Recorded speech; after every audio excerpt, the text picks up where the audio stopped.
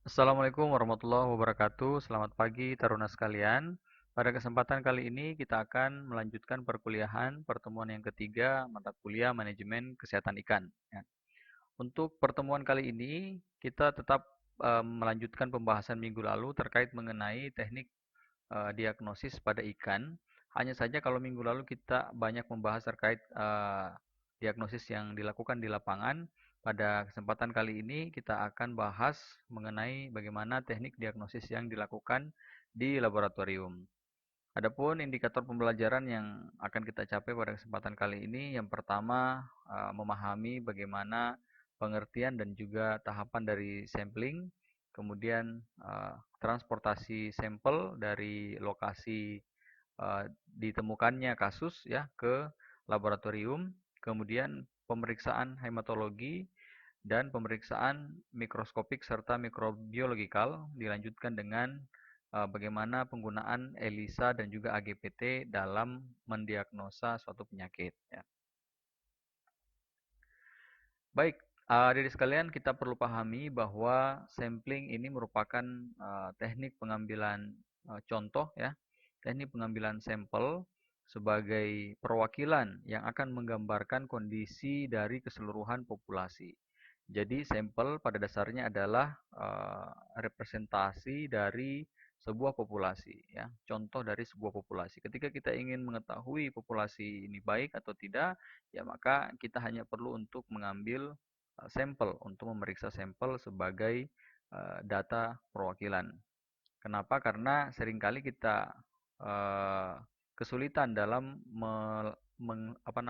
mengambil data dari sebuah populasi secara keseluruhan karena begitu banyaknya jumlah ikan yang ada di lapangan, kemudian tentunya ini akan memerlukan biaya, memerlukan waktu, dan juga tenaga yang cukup banyak untuk memeriksa. Selain itu juga eh, kadangkala teknik sampling yang kita terapkan ini merusak ya atau lethal sampling harus mematikan ikan sehingga tidak mungkin kita melakukan hal serupa ke semua populasi yang ada di lapangan atau yang ada di kolam. Ya. Nah, sehingga perlu kita lakukan sampling saja, mengambil beberapa ikan yang itu bisa mewakili ya, kondisi dari sebuah populasi. Baik, untuk melakukan sampling ini ada beberapa tahapan. Yang pertama pra-sampling, kemudian yang kedua proses sampling, dan yang ketiga pasca sampling. Apa saja yang harus kita lakukan di tahapan-tahapan ini? Yang pertama untuk pra-sampling, terlebih dahulu kita harus ketahui berapa populasi dari suatu kawasan atau tempat di mana kita akan melakukan sampling. Kalau misalnya kita melakukan budidaya secara mandiri, ya, maka kita harus memastikan terlebih dahulu berapa jumlah ikan yang ada di kolam tersebut. Ya. Karena pada saat kita tebar biasanya akan terjadi kematian, SR-nya akan turun, maka 1-2 bulan setelah kita melakukan penebaran ini harus kita cek kembali berapa populasi yang ada di kolam yang kita lakukan kegiatan budidaya ikan di sana ya. Jadi benar-benar kita harus pastikan populasinya berapa. Kemudian yang kedua, menetapkan jenis parameter yang akan diamati. Ya, apa saja yang harus kita ukur di sini ya? Apa saja yang harus kita amati nantinya. Ketika misalnya berdasarkan hasil diagnosis di lapangan diketahui bahwa eh, penyakit yang menyerang indikasinya adalah penyakit bakterial, maka tentunya jenis-jenis parameter yang akan kita amati didasarkan pada hal tersebut ya. Pengamatan terhadap jenis-jenis bakteri yang akan dilakukan di laboratorium. Misalnya saja kita akan amati bagaimana kurva pertumbuhan dari bakteri atau misalnya jenis atau dan bentuk bakteri ya, bagaimana bentuk-bentuk koloninya, bagaimana jumlah populasinya ya, ini semua akan berkaitan ke sana. Makanya jenis-jenis parameter harus benar-benar kita tetapkan sebelum kita melakukan sampling ya. Nah, ini juga berkaitan dengan teknik sampling yang akan digunakan di lapangan. Ya, ketika misalnya jenis parameter ini sudah kita tetapkan bahwa kita akan melakukan sampling untuk mengetahui atau mengukur jumlah populasi bakteri, ya maka kita upayakan ikan yang kita ambil tadinya di lapangan itu tidak kontam dengan berbagai macam senyawa-senyawa kimia dan itu bisa mempertahankan populasi bakteri sampai dengan di laboratorium tempat kita melakukan pengujian, ya. Jadi memang sangat menentukan, sangat berkaitan antara jenis parameter dan juga teknik sampling yang akan dilakukan di lapangan. Selanjutnya adalah menetapkan jumlah sampel. Ya, ini berdasarkan kondisi yang ada di lapangan. Nanti akan kita bahas lebih lanjut. Setelah itu, proses sampling yang dilakukan yakni mengambil sampel sesuai dengan kebutuhan, sesuai dengan hasil perhitungan jumlah tadi, kemudian melakukan penanganan sampel sebelum pengiriman. Ya, beberapa hal yang harus kita perhatikan juga di sini, penanganannya berbeda terhadap sampel yang sifatnya hidup, sampel yang sifatnya mati. Ya, ini juga teknik penanganannya berbeda dan penggunaannya juga berbeda. Dan sekali lagi ini berkaitan dengan jenis parameter yang akan diamati. Ketika parameter-parameter itu berkaitan dengan identifikasi virus misalnya, maka teknik penanganan sampelnya sebelum pengiriman seperti apa. Ketika berkaitan dengan parasit, teknik penanganannya seperti apa. Ketika berkaitan dengan bakteri, jamur, ya, atau misalnya non-infeksius, penyakit non-infeksius, ya, penanganannya juga seperti apa. Itu bisa disesuaikan. Kemudian melakukan pengiriman sampel ya, dengan menggunakan transportasi yang memadai, kemudian melakukan analisis data sampel di laboratorium, ya. Setelah itu, pasca sampling kita harus melakukan review dulu proses sampling apakah sudah benar sesuai dengan SOP. Kemudian setelah kita pastikan bahwa proses sampling kita benar sesuai dengan SOP, maka dilanjutkan dengan mempublikasi hasil sampling, ya, atau misalnya melaporkan ketika diperlukan oleh beberapa instansi. Baik, untuk yang pertama, prasampling ini seperti yang saya katakan tadi bahwa populasi perlu kita ketahui jumlahnya berapa banyak, karena ini berkaitan juga dengan berapa banyak potensi pembawa penyakit, ya, yang ada di populasi tersebut, ya. Kemudian nanti kalau adik-adik sekalian misalnya masuk ke badan karantina ikan, ya, maka di sana akan banyak sekali dibahas terkait mengenai uh, kawasan perikanan budidaya yang itu kaitannya dengan uh, pengawasan penyakit, ya, controlling terhadap kesehatan ikan, ya, yang ada di suatu kawasan atau yang ada di suatu lokasi, dan itu memang rutin dilakukan untuk mencegah transmisi suatu penyakit dari kawasan ke kawasan yang lainnya atau dari lokasi ke lokasi yang lainnya. Selanjutnya, jenis parameter yang bisa kita kumpulkan di lapangan, yang pertama adalah latar belakang ikan, kemudian kondisi lingkungan dan gejala ikan yang sakit. Ya, ini sudah kita bahas minggu lalu.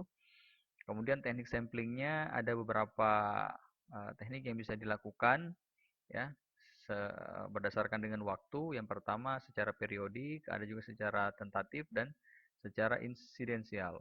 Kalau secara periodik ini biasanya untuk monitoring, ya, yang biasa dilakukan oleh teman-teman yang ada di balai karantina ikan. Kemudian untuk sampling ini dilakukan secara tentatif hanya untuk mengkonfirmasi saja sebaran wabah penyakit, atau misalnya dilakukan secara insidensial karena adanya temuan, ya, di lapangan bahwa timbul penyakit tertentu yang perlu dilakukan identifikasi seperti itu. Adapun bahan dan alat yang standar, ya, yang umumnya digunakan untuk melakukan sampling di lapangan. Yang pertama, bahan-bahannya adalah alkohol, formalin, ini biasanya digunakan untuk mengawetkan sampel. Kemudian media agar, ini langsung kita tumbuhkan bakteri misalnya di lapangan. Ya, makanya tadi saya katakan bahwa parameter yang akan diamati itu berkaitan dengan teknik sampling di lapangan. Ya, kalau misalnya kita ingin mengamati bakteri, ya, maka kita juga perlu mempersiapkan bahan atau alat yang digunakan di lapangan. Salah satu contohnya adalah media agar. Ini media agar bisa kita gunakan untuk langsung menginokulasi, ya, langsung melakukan sampling dari ikan ke media agar agar nanti bisa ditumbuhkan bakterinya di sana, ya. Kemudian bahan pengecatan ini juga bisa kita bawa untuk identifikasi parasit, ya. kemudian media atau bahan uji biokimia lainnya, kertas, kapas, tisu, dan lain-lain, PBS atau Aquades untuk larutan pengencer, kemudian gas oksigen untuk mengangkut ikan, sampel ikan yang hidup, kemudian juga obat bius dan bahan fiksasi. Adapun alat yang biasa digunakan, ya ini adalah GPS untuk menentukan titik koordinat. Ya ini untuk teman-teman yang ada di balai karantina biasanya menggunakan ini untuk pemetaan suatu kawasan. Kemudian cool box ini juga untuk mengangkut sampel agar tetap terjaga kondisi kesegarannya. Ya. Ada juga alat bedah, ya, nekropsi, peralatan inokulasi, peralatan identifikasi, ya, ada alat dokumentasi, pengukur kualitas air, alat ukur bobot dan juga panjang ikan. Ini sangat penting juga kita bawa, ya, agar bisa kita ketahui berapa bobotnya, berapa panjangnya. Kemudian juga alat tangkap, ya, untuk memudahkan kita di lapangan agar tidak kontam dengan alat tangkap yang biasa digunakan oleh pembudidaya. Kemudian proses sampling ini juga ada dua jenis proses sampling, ada selektif dan random sampling. Kalau yang selektif ini biasanya dilakukan ketika sudah ada ketahuan kondisi abnormalitas, ya, dari suatu populasi yang bisa kita lihat secara visual, ya. Target ikannya bisa kita lihat bahwa ini memang sakit karena ini berdasarkan diagnosis lapangan sebelumnya, ya. Namun ketika misalnya selective sampling ini tidak dapat dilakukan karena tidak ditemukan ketidaknormalan, ya hanya tiba-tiba muncul kematian saja, misalnya tiba-tiba udangnya sudah mengapung, ya tidak dilihat kasat mata adanya gejala-gejala yang ada di lapangan, maka yang perlu dilakukan adalah random sampling. Nah, teknik random sampling ini adalah dengan mengambil contoh uji dari individu di suatu populasi, ya. Dengan cara memberikan kesempatan yang sama untuk dipilih, ya. Ada tekniknya juga, misalnya kita mengambil keseluruhan populasi, kemudian kita hitung interval 10 satu ikan, interval 10 satu ikan diambil, ya. Atau misalnya kita menggunakan kalau ditambak kita gunakan ancos saja, atau bisa juga kita gunakan jala atau seser, ya, untuk melakukan random sampling, ya, di beberapa titik tentunya, ya. Dan metode random sampling ini ada yang non lethal sampling dan juga ada yang lethal sampling. Kalau yang non lethal sampling ini menggunakan ikan secara hidup, ya. Adapun untuk yang lethal sampling ini ikannya harus dimatikan kemudian nanti dibawa ke laboratorium. Adapun jumlah sampel untuk lethal sampling yang ditetapkan oleh BKIPM, yang pertama ini bisa kita lihat di tabelnya bahwa kalau jumlah populasinya 50 sampai 100, maka ikan yang bisa kita ambil adalah 2 ekor. Kemudian kalau misalnya 100 sampai 250 3 ekor, 251 sampai 999 ini 4 ekor, dan di atas dari 1000 itu bisa kita ambil 8 ekor, ya. Ini khusus untuk lethal sampling pada ikan-ikan yang bernilai ekonomis tinggi, misalnya ikan-ikan hias, ya, atau ikan-ikan budidaya lainnya yang bukan berupa larva atau benih, ya. Kemudian bagaimana dengan non-lethal sampling, ya. Kalau non-lethal sampling, maka untuk menetapkan jumlahnya kita perlu terlebih dahulu menghitung prevalensi, insidensi, dan juga intensitas dari adanya serangan penyakit, ya. Ketika misalnya data ini sudah kita dapat dengan menghitung berdasarkan rumus ini, maka dilanjutkan dengan penentuan jumlah ikan sampel berdasarkan tabel Amos, ya. Tabel Amos ini yang digunakan BKIPM KKP juga. Kita misalnya asumsikan prevalensi 10%, maka jumlah populasi yang akan kita ambil misalnya 250, ya, di kolam itu berdasarkan tabel, maka pengambilan sampel yang dilakukan adalah sebanyak 25 ekor, ya.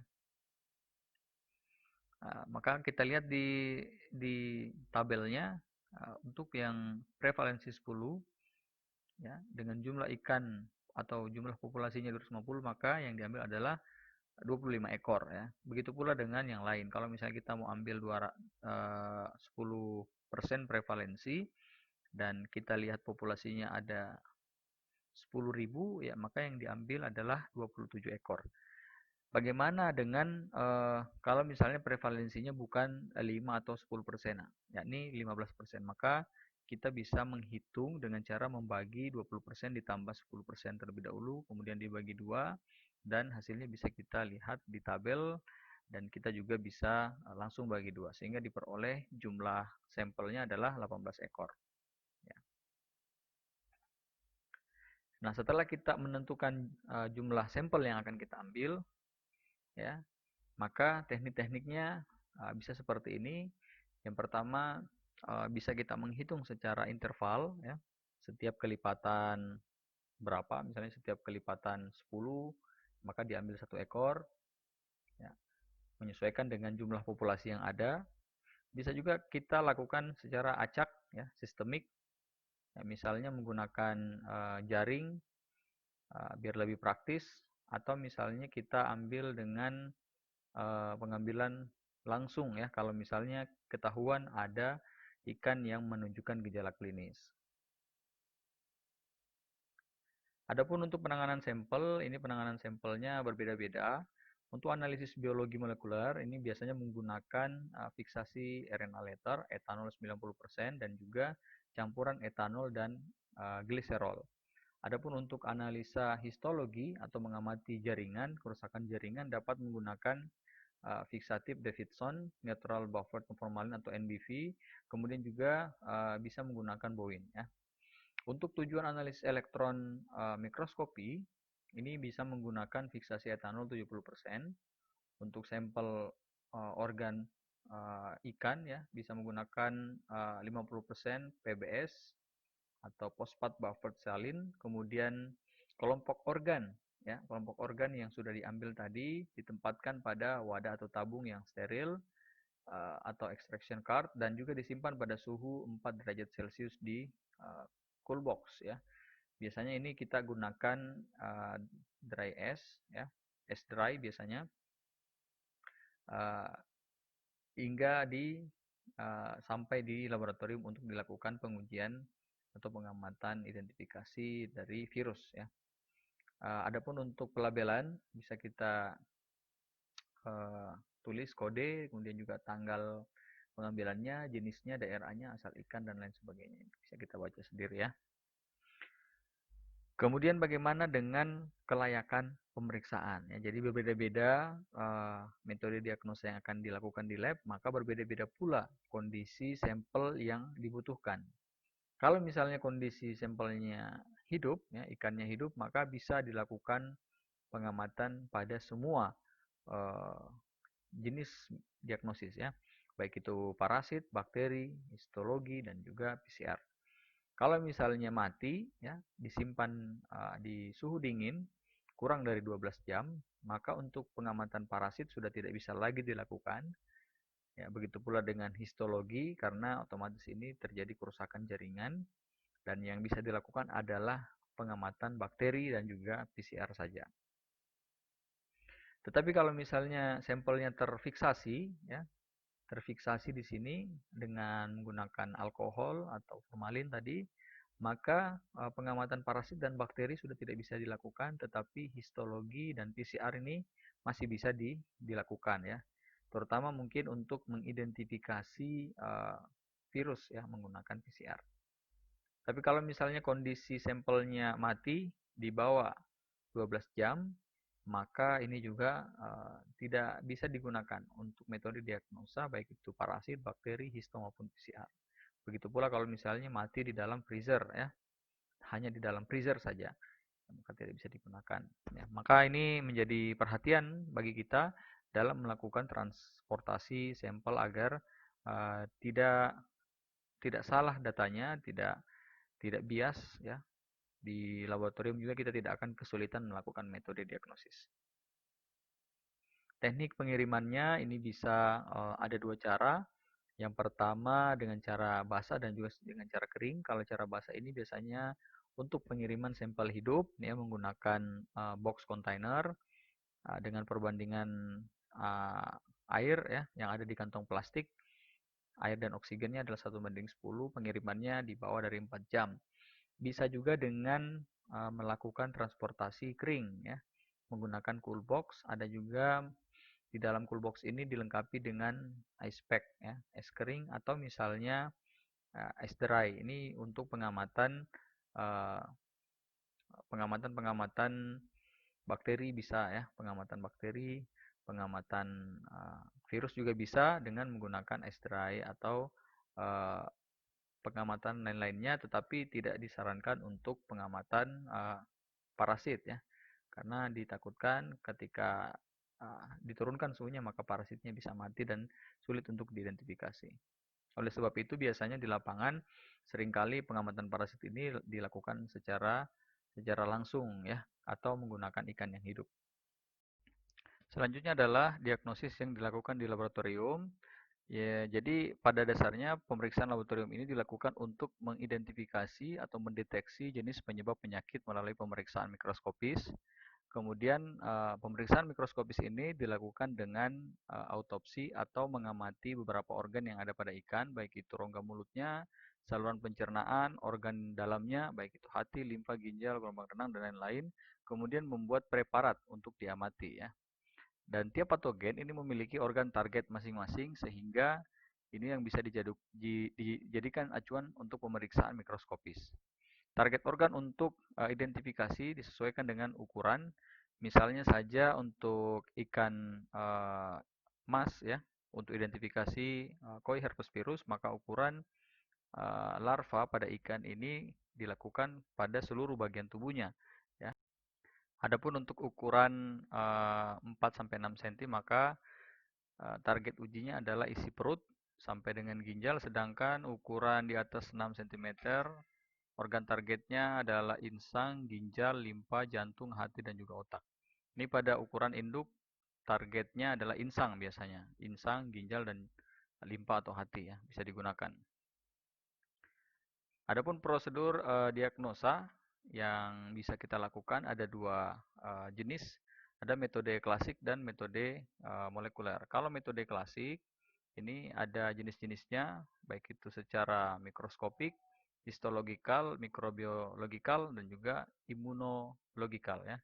Mikroskopik ini contohnya adalah pengamatan parasit dengan hanya menggunakan alat mikroskop saja bisa kita amati jenis-jenis parasitnya. Adapun untuk histologikal, ini untuk pengamatan kerusakan jaringan atau kerusakan sel pada organ-organ pada ikan ya.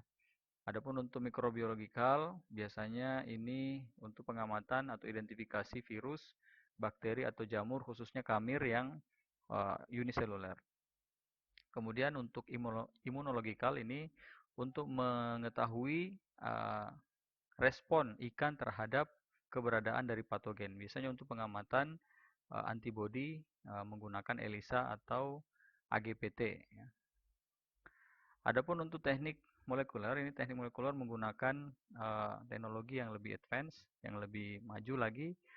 Secara langsung kita bisa identifikasi gen-gen yang ada di dalam suatu organisme ya dengan cara menggunakan PCR, baik itu portable PCR, konvensional PCR maupun real time PCR. Tahapan yang pertama yang bisa kita lakukan untuk memulai ya pengerjaan di laboratorium, terlebih dahulu untuk ikan-ikan yang hidup kita perlu anestesi, kita perlu melakukan pemingsangan terlebih dahulu dengan menggunakan beberapa cara, baik itu menggunakan MS22 ya, benzoiken atau misalnya stabilizer maupun juga minyak cengkeh dengan dosis tertentu ya, baik itu 50 sampai dengan 100 ppm ini bisa juga digunakan. Kita perlu perhatikan bahwa dalam proses anestesi ini ikan tidak boleh overdosis ya penggunaan senyawanya, jangan sampai malah ikannya mati dan tidak bisa digunakan untuk diagnosis. Oleh sebab itu, dosis ini perlu diperhatikan beserta dengan frekuensi waktu yang diperlukan. Jangan sampai berlebihan dan bisa menyebabkan ikan mati ya dalam proses anestesi. Setelah itu dilakukan eutanasia atau inaktivasi ikan ya. Ikan yang digunakan dalam uh, sampling atau diagnosis di laboratorium adalah ikan-ikan yang mati, biasanya diinaktivasi terlebih dahulu ya. Dengan cara melakukan fitting di bagian kepala atau misalnya langsung digunakan dalam kegiatan diagnosis di lab pembedahan menggunakan dissecting set atau misalnya pemotongan bagian kepala ya. Bisa juga dilakukan. Selanjutnya beberapa metode juga dalam pengamatan diagnosis di lab mengamati hematologi atau gambaran darah ikan, maka perlu kita lakukan pengambilan darah terlebih dahulu. Teknik pengambilan darah juga tidak bisa sembarangan, terutama untuk ikan-ikan yang masih hidup, agar supaya ikan yang diambil darahnya ini tidak stres atau bahkan mati ya. Nah, caranya dengan mengambil darah pada vena caudalis di bagian pembuluh darah, bagian ventral tulang vertebrata. Ya. Setelah itu, setelah diambil kita perlu berikan antiseptik di bagian yang kita sudah suntikan ya, siring. Kemudian darahnya diamati di mikroskop, diamati dengan beberapa parameter di bawah mikroskop misalnya ya. Nah, ini adalah teknik bagaimana menghitung sel darah merah dan juga sel darah putih yang ada di ikan ya, di darah ikan ya. Ini bisa nanti kita pelajari di praktikum ya. Kemudian ini adalah hasil pengamatan bagaimana bentuk sel limfosit, sel neutrofil dan juga sel monosit. Ini bisa kita bedakan secara bentuknya, kelihatan jenisnya, kelihatan ukurannya juga berbeda ya. Kemudian identifikasi parasit ini bisa dilakukan secara langsung pada ikan-ikan yang hidup.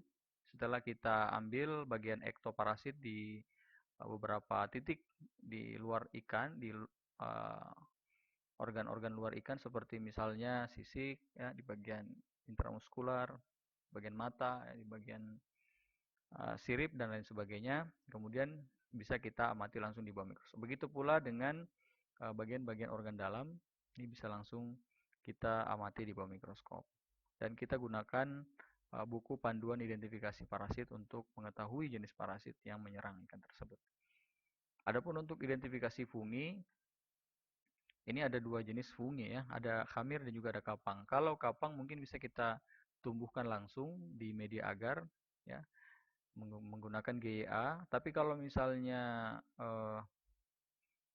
funginya jenis khamir ya yang uniseluler yang hanya satu sel, maka ini perlu kita bisa tumbuhkan di di media agar juga, tetapi perlu kita lakukan identifikasi menggunakan kit API ya, menggunakan kit API. Adapun untuk identifikasi bakteri ini juga sama menggunakan kit API atau bisa langsung kita gunakan PCR ya. Bisa kita gunakan PCR untuk mengetahui jenis bakteri yang diidentifikasi. Begitu pula dengan identifikasi virus, ini juga ada tahapan-tahapannya dalam penggunaan PCR ya. Adapun untuk histologi, tahapannya seperti misalnya fiksasi, dehidrasi, clearing, embedding, cutting ya. Kemudian inkubasi dan pewarnaan ini juga bisa dilakukan karena memang histologi ini gunanya untuk mengetahui bagian-bagian tubuh sampai dengan level jaringan atau sel.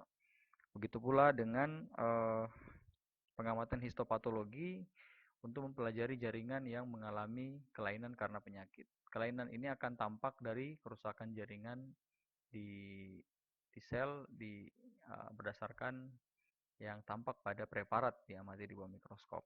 Ya.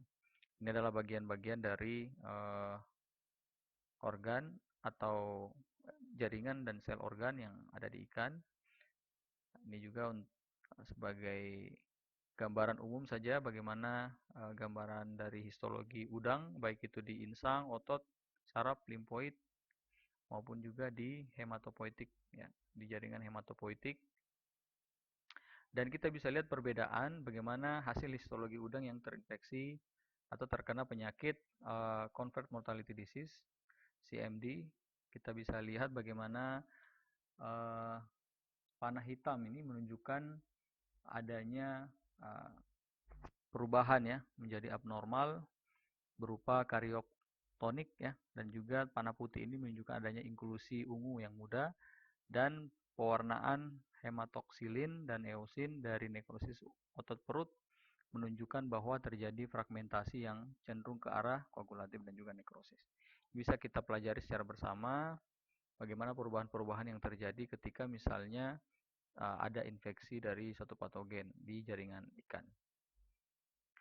Adapun untuk penggunaan ELISA, ya, Enzyme Linked Immunosorbent Assay, ini adalah salah satu metode yang digunakan untuk mengukur kadar antibodi dari ikan, ya. Dan ini juga bisa digunakan untuk beberapa organisme lainnya. Adapun untuk jenis-jenisnya, jenis-jenis ELISA ini ada sandwich ELISA, direct ELISA, indirect, dan juga competition ELISA ya bisa digunakan. Pada prinsipnya adalah ELISA ini memanfaatkan substrat dari antibodi ya. Kemudian nanti antibodi ini akan berikatan dengan antigen ya dari suatu patogen ya, misalnya virus ya. Kemudian nanti akan digunakan regen-regen untuk membaca. Ketika misalnya ikatan antara antigen dan antibodi semakin banyak, maka absorbansi yang terbentuk ini akan semakin tinggi ya. Tingkat kekeruhannya akan semakin tinggi ketika dibaca di ELISA readernya ya. Makanya ini bisa menjadi alat ukur juga apakah antibodi di organisme itu meningkat atau menurun ya. Bisa diketahui dari penerapan ELISA. Selanjutnya pengamatan agar gel precipitation test atau AGPT, prinsipnya ini mengamati interaksi antara antibodi dan juga antigen, ya, di mana kita gunakan agar sebagai media interaksi antara antigen dan antibodi. Kemudian nanti jenis interaksinya ada 3, ada yang terbentuk secara positif, ya, fusion of lines ini terbentuk secara positif. Ada juga yang hanya terbentuk sebagian ya dan tidak terbentuk sama sekali atau negatif ya. Kalau misalnya positif maka bisa diketahui bahwa interaksi antara antibodi dan juga antigen ini positif, maka di ikan tersebut memang sudah terbentuk antibodinya. Tapi kalau misalnya negatif maka antibodi yang ada di organisme ini tidak terbentuk ya. Dan yang terakhir ini adalah sistem Pakar. Ini sistem Pakar biasa digunakan dan memang masih dalam tahap penelitian karena masih banyak kelemahan-kelemahan yang harus dilengkapi sehingga biasanya hanya digunakan sebagai konsep saja dalam menganalisa atau mendiagnosis suatu penyakit pada ikan. Terakhir, hadirin sekalian, perlu saya berikan tugas ya mengenai teknik-teknik diagnosis di laboratorium. Silahkan dikerjakan. Masing-masing dari Taruna ini mendapatkan judul yang berbeda-beda. Saya bagi dalam 10 judul. Ada identifikasi virus dengan PCR, identifikasi bakteri dengan PCR, identifikasi bakteri dengan kit API, identifikasi jamur dengan PCR, identifikasi jamur dengan kit API, identifikasi parasit, ya. Kemudian metode histopatologi pada jaringan ikan yang sakit, metode hematologi pada darah ikan, metode ELISA pada antibodi, dan juga metode AGPT pada antibodi. Silakan dikerjakan berdasarkan judulnya masing-masing. Kemudian nanti dikirim paling lambat sebelum hari Senin tanggal 13 Juli 2020 melalui email saya. Terima kasih untuk perkuliahan hari ini. Saya akhiri. Assalamualaikum warahmatullahi wabarakatuh.